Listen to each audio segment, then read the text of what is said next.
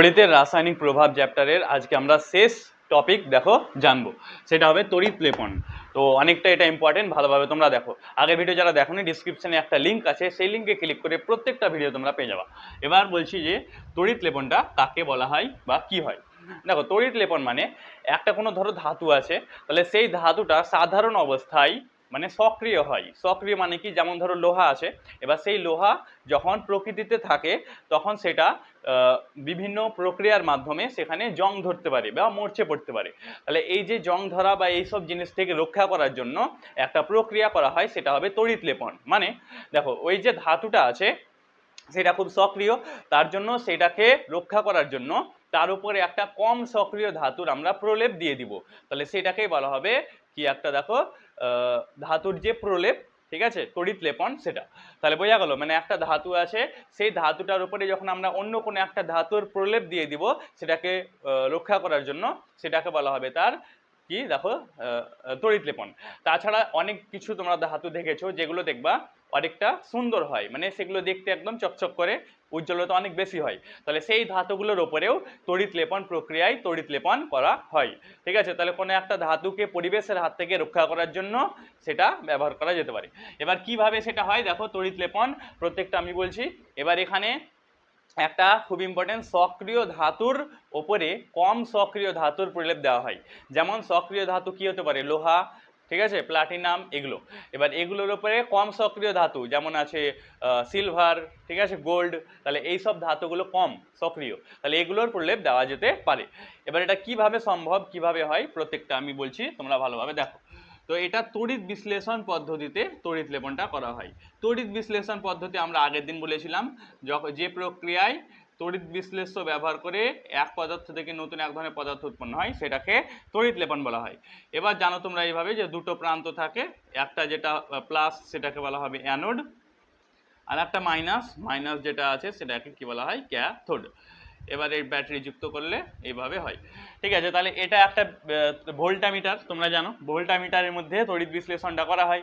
এবার এখানে দেখো, আমরা দুটো জিনিস ব্যবহার করব দিয়ে তড়িৎ লেপনটা করব, মানে তড়িৎ লেপনটা কিভাবে হয় সেটা আমরা দেখব। ঠিক আছে, আচ্ছা, এবার তার আগে তড়িৎ লেপনটা কাকে বলে সেটা আমি লিখিয়ে দিচ্ছি, তোমরা লিখো। লিখো, যে পদ্ধতিতে বেশি সক্রিয়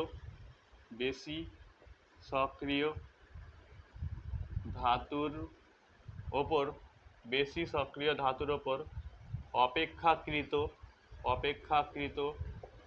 কম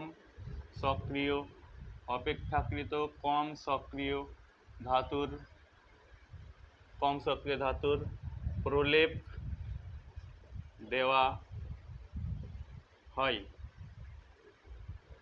তাকে তড়িৎ লেপন বলে। এবার যে তড়িৎ লেপনটা কিভাবে হয় সেটা আমাদের মোস্ট ইম্পর্টেন্ট। ঠিক আছে, তাহলে দেখো, এখানে একটা কোনো জিনিস আছে, ধরো এটা লোহা আছে, আমি এভাবে জাস্ট লিখছি লোহা। তাহলে এই লোহার উপরে ধরো আমি সিলভারের ধরো প্রলেপ দেবো। ঠিক আছে, এখানে আছে ধরো সিলভার,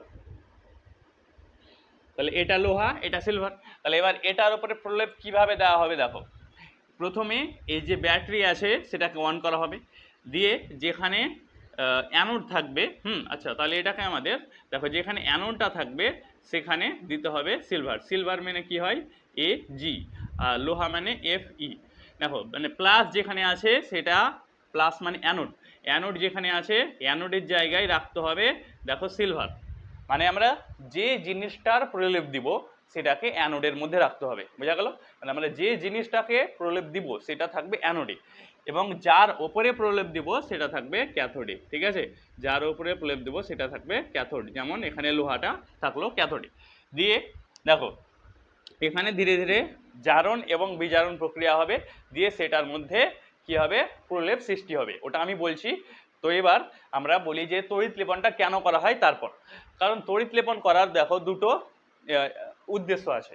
তো আমরা এখানে ওটাই জানবো যে তড়িৎ লেপন করার যে উদ্দেশ্য আছে সেটা কি কি হয়। ঠিক আছে, তোমরা একটু ভালোভাবে লিখবা। দেখো, প্রথমে যে কোনো একটা জিনিসের আসে ধরো, তাহলে সেটার সাধারণত যদি সক্রিয় ধাতু হয় তাহলে সেটার উজ্জ্বলতা থাকে না, মানে সেটা অতটা সুন্দর হয় না দেখতে। তার জন্য সেটার উজ্জ্বলতা বৃদ্ধি করার জন্য তড়িৎ লেপন পদ্ধতিটা ইউজ করা হয়।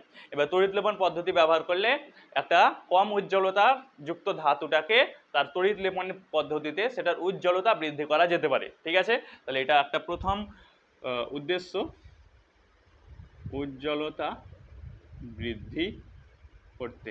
ঠিক আছে, আর 2 নম্বরটা কি ছিল, একটা ধরো কোনো জিনিস আছে, তাহলে সেটা যখন পরিবেশের মধ্যে খোলা অবস্থায় থাকে তখন অক্সিজেন এবং জলের সঙ্গে বিক্রিয়া হয়, দিয়ে ক্যাথোড অঞ্চল এবং অ্যানোড অঞ্চল সৃষ্টি হয়, দিয়ে সেগুলোর মধ্যে বিভিন্ন প্রক্রিয়াতে অক্সিজেন এবং জল যুক্ত হয়ে মরচে সৃষ্টি হয়, মানে জং ধরে।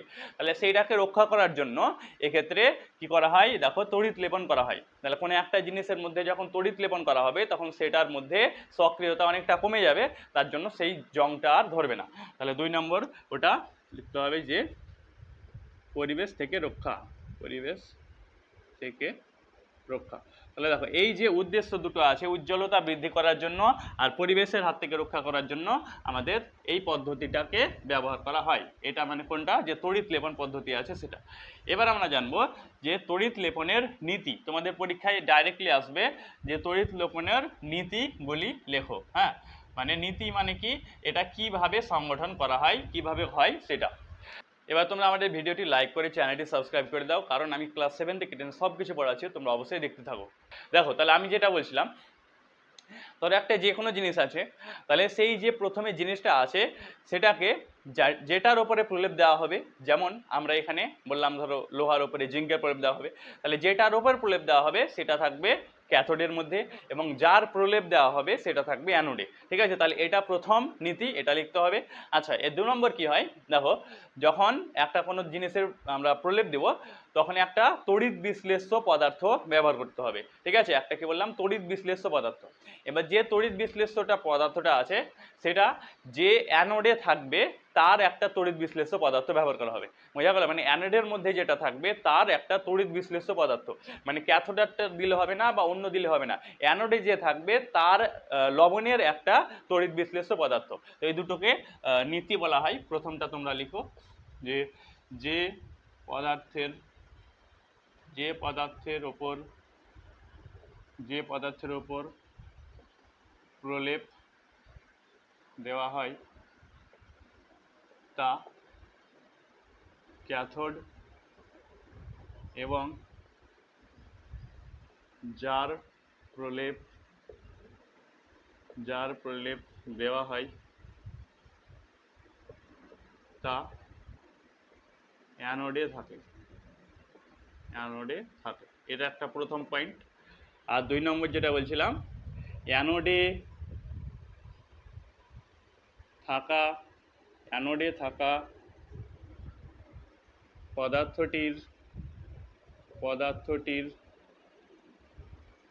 লবণের তড়িৎ বিশ্লেষ্য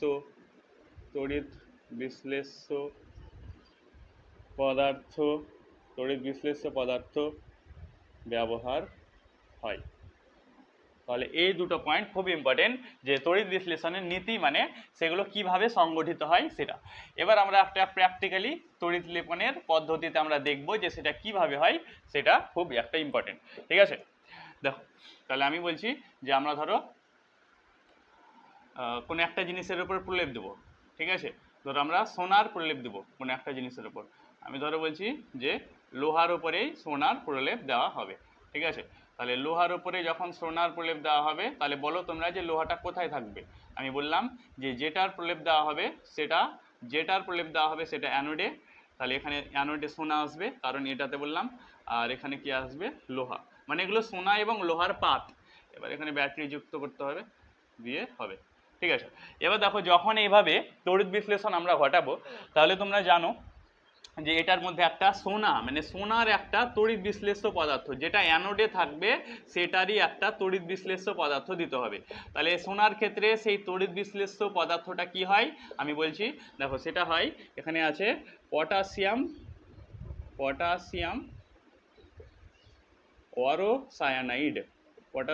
অরোসায়ানাইড।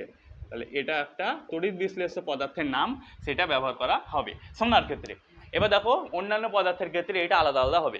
ঠিক আছে, এবার বলছি যে দেখো যখন তড়িৎ লেপন পদ্ধতিটা অন করা হবে ব্যাটারি, তখন এটার মধ্যে কি ঘটবে দেখো, এই যে সোনা আছে সেই সোনাটা ধীরে ধীরে ভেঙে যাবে, দিয়ে Au3+ উৎপন্ন হয়। দিয়ে এই সোনাটা ভাঙতে ভাঙতে আমরা জানি প্লাসে এবং মাইনাসে আকর্ষণ হয়, এদিকে মাইনাস আছে, দিয়ে মাইনাসের দিকে চলে যাবে। দিয়ে এই যে লোহাটা আছে দেখো সেই লোহার উপরে ধীরে ধীরে ধীরে ধীরে পুরোটার উপরে চলে আসবে। তো এইভাবে দেখো সেই লোহাটার উপরে সোনা চলে আসবে, বুঝতে পারলাম? মানে সোনাটা ধীরে ধীরে ক্ষয় হতে শুরু করবে, দিয়ে ক্ষয় হয়ে হয়ে ধীরে ধীরে এদিকে চলে আসবে, মাইনাসে আকর্ষণ হবে, দিয়ে লোহার উপরে জমে যাবে, দিয়ে এভাবে প্রলেপটা সৃষ্টি হয়। তাহলে একটা তড়িৎ লেপন পদ্ধতিতে এইভাবে দেখো তড়িৎ লেপনটা ঘটে। ঠিক আছে, এবার এখানে তোমাদের পরীক্ষায় এভাবে আসবে যে লোহার ওপর সোনার প্রলেপ ব্যাখ্যা করো বা তড়িৎ লেপন পদ্ধতির সাহায্যে দেখাও, চিত্র সাহায্যে, মানে এটা আঁকতে হবে। এবার তোমাদের প্রথমে লিখতে হবে যে কোনটাতে কি হলো সেগুলো। ঠিক আছে, মানে আমি সংক্ষেপে লিখছি। আমরা এখানে দেখো অ্যানোড, যে অ্যানোড আছে সেই অ্যানোডের মধ্যে কি রাখলাম, অ্যানোডের মধ্যে রাখলাম সোনা। ঠিক আছে, মানে কোথায় কি থাকবে। তারপরে যে ক্যাথোড আছে সেই ক্যাথোডের মধ্যে কি রাখলাম আমরা, দেখো ক্যাথোডের মধ্যে রাখলাম লোহা। ঠিক আছে, তারপরে এবার আমরা তড়িৎ বিশ্লেষ্য পদার্থ কি ব্যবহার করা হলো, দেখো পটাশিয়াম অরোসায়ানাইড, লিখে নাও এগুলো। তাহলে দেখো এই যে কয়েকটা বিষয় তোমাদের ভালোভাবে লিখতে হবে। তো এটাকে যদি আমরা লিখি ভালোভাবে তাহলে কিভাবে লিখতে হবে, যে ভোল্টামিটারের অ্যানোড তড়িৎদ্বারে সোনা রাখা হয়, ক্যাথোড তড়িৎদ্বারে লোহা রাখা হয়, এবং তড়িৎ বিশ্লেষ্য পদার্থ হিসেবে পটাশিয়াম অরোসায়ানাইড ব্যবহার করে এই তড়িৎ লেপনটা ঘটানো হয়। মানে কোনটা কোথায় থাকে সেইগুলো তোমাদের ব্যাখ্যা করে লিখতে হবে, তাহলেই সেটাতে হয়ে যাবে। ঠিক আছে, তাহলে এটা দেখো সোনার ওপরে লোহার প্রলেপ দেওয়া হলো। এবার এরপরে যেটা আমরা জানবো সেটা খুব ইম্পর্টেন্ট, যে রূপোর ক্ষেত্রে এইগুলো আলাদা আসবে সব। হ্যাঁ, তাহলে এবার রূপোর ক্ষেত্রে কোনো একটা জিনিসের মধ্যে কিভাবে প্রলেপ দেওয়া হয় সেটা বলছি, তোমরা দেখো। তাহলে রূপোর ক্ষেত্রে মানে কি, মানে সোনার জায়গায় আমাদের রূপো রাখবো। এবার ধরো রূপোর ওপর আমরা কোনো একটা জিনিসের ওপর প্রলেপ দেবো। আমি ধরো বললাম এখানে আছে কোনো একটা জিনিস আমরা ধরছি, ধরো বললাম ইনভার। হ্যাঁ, ইনভার একটা ধাতু। তাহলে ইনভারের উপরে আমরা ধরো রূপোর প্রলেপ দিব। তাহলে সেই যে প্রলেপটা কিভাবে আসবে সেটা আমরা বলছি। দেখো তাহলে আমি যেমনটা বলছিলাম যে পদার্থের আমরা প্রলেপ দেব সেটা থাকবে প্লাসের মধ্যে, অ্যানোডের মধ্যে, এবং যার ওপর প্রলেপ দেবো সেটা থাকবে ক্যাথোডের মধ্যে। ঠিক আছে, এবার এক কথায় তোমরা মনে রাখবা যেটা ভাঙবে মানে যেটা ক্ষয় হয়ে যাবে সেটা প্লাসে থাকবে, প্লাসে মানে অ্যানোডে থাকবে, এইভাবে জাস্ট মনে রাখো। ঠিক আছে, এবার দেখো তাহলে আমরা প্রত্যেকটা বলছি যে এখানে কি হবে।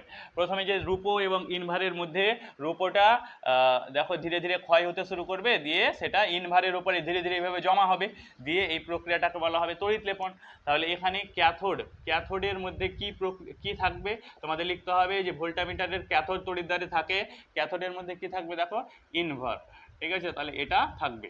আচ্ছা, তারপরে ভোল্টামিটারের অ্যানোড তড়িৎদ্বারে থাকবে কি দেখো, অ্যানোডে কি থাকবে রূপো, এভাবে।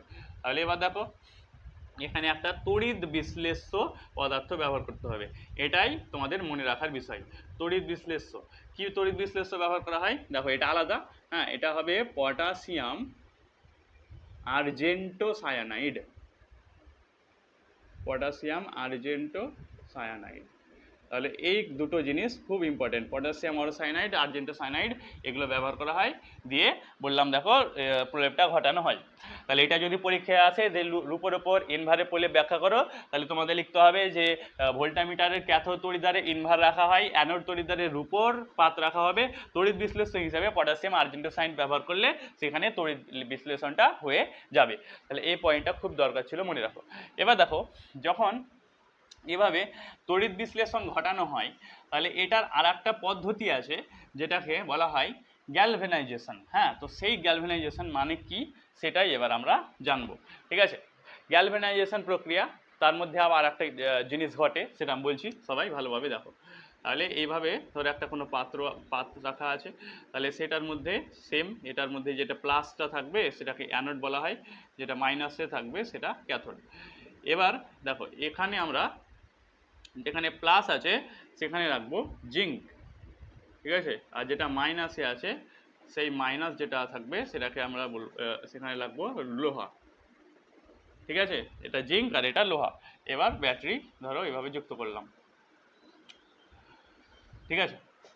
এবার যে জিঙ্ক এবং লোহার মধ্যে দেখো গ্যালভানাইজেশন প্রক্রিয়া মানে কি, এটা একটা স্পেশাল, মানে যখন যে কোনো পদার্থ ব্যবহার করা হয় সেগুলোর মধ্যে লোহাটা সবচেয়ে বেশি আছে, তার জন্য লোহার ক্ষেত্রে একটা স্পেশাল নাম রাখা হয়েছে যে লোহার ওপরে যখন জিঙ্ক দেওয়া হবে তাহলে এটা যে প্রক্রিয়া হবে সেটাকে গ্যালভানাইজেশন বলা হয়। বোঝা গেল? মানে লোহার ওপরে যখন আমরা কোনো জিনিসের প্রলেপ দেওয়া হবে সেই পদ্ধতিটাকে বলা হবে গ্যালভানাইজেশন প্রক্রিয়া। ডিসক্রিপশনে গিয়ে দেখো একটা লিঙ্ক দেওয়া আছে, সেই লিঙ্কে ক্লিক করো, দিয়ে তোমরা আমাদের ভিডিও প্রত্যেকটা পরপর পেয়ে যাবা, মানে সেখানে আর কোনো তোমাদের খুঁজতে হবে না, মানে একটাও ভিডিও আর খুঁজতে হবে না, সব ভিডিও সেখানে দেওয়া আছে। অবশ্যই সেই প্লেলিস্টটা সেভ করে নাও, দেখো সেভের বাটন আছে, এবার সেটা সেভ করে নিচে ইউটিউবে যেখানে ইউ লেখা আছে সেখানে সেই প্লেলিস্টটা তোমরা পেয়ে যাবা, তোমাদের আর একটাও খুঁজতে হবে না। তাহলে গ্যালভানাইজেশন তোমরা প্রক্রিয়া, ওটা আমি বলছি তোমরা লিখো, গ্যালভানাইজেশন। এবার যে পদ্ধতিতে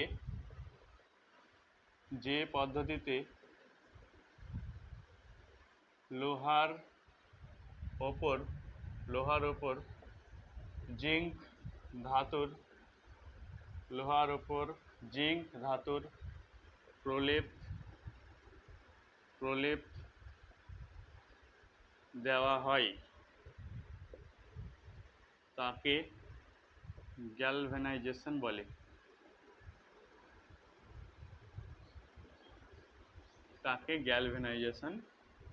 বলে। তো এটা বললাম গ্যালভানাইজেশন প্রক্রিয়া, যেখানে প্রলেপটা দেওয়া হয়। এবার দেখো এই যে কিভাবে সেটা হয়, তো এই যে প্লাসের মধ্যে মানে অ্যানোডের মধ্যে যে জিঙ্ক ধাতুটা আছে সেটা ধীরে ধীরে যখন ক্ষয় হবে তখন ধরো এই যে জিঙ্কের মধ্যে অন্য কোনো পদার্থ মিশে আছে, তাহলে সেটা এখানে ধীরে ধীরে নিচে জমা হয়ে যাবে, হ্যাঁ, এই নিচে চলে আসবে। তাহলে এই যে জিনিসটা সেটাকে বলা হয় অ্যানোড মাড, হ্যাঁ, অ্যানোড মাড মানে কাদা, মাড মানে কাদা, যাই হোক, মানে জিঙ্কের যে অশুদ্ধিগুলো এখানে জমা হবে সেটাকে অ্যানোড মাড বলা হয়, মনে রাখবা। এই যে এটাই বলছিলাম। আর এই যে প্লাস যে ক্ষয় হয়ে গেল সেগুলো ধীরে ধীরে এখানে চলে যাবে, দিয়ে সোনার উপরে ধীরে ধীরে এভাবে প্রলেপ সৃষ্টি করবে, দিয়ে লোহার উপরে জিঙ্কের প্রলেপটা চলে আসবে। এবার লোহার উপর জিঙ্কের প্রলেপ কেন দেওয়া হলো? কারণ লোহাটা পরিবেশের হাত থেকে রক্ষা পেয়ে যাবে, মানে সেটার জং কম ধরবে এবং সেটার মধ্যে উজ্জ্বলতা বৃদ্ধি হবে। ধনাত্মক তড়িৎদ্বারকে কি বলে, দেখো এটা তোমরা কমেন্টের মধ্যে বলো যে ধনাত্মক তড়িৎদ্বারকে কি বলে, মানে দুটো আছে তড়িৎদ্বার, তো সেগুলো ধনাত্মকটাকে কি বলে অবশ্যই কমেন্টের মধ্যে বলো, এবং আমাদের ভিডিওটি লাইক করে চ্যানেলটি সাবস্ক্রাইব করে দাও। তোমরা সেই প্লেলিস্ট যেটা আছে সেভ করে না, প্রত্যেকটা ভিডিও পরপর পেয়ে যাবো, অবশ্যই সেভ করো এবং এটা বলো ধনাত্মক তড়িৎদ্বারকে কি বলা হয়।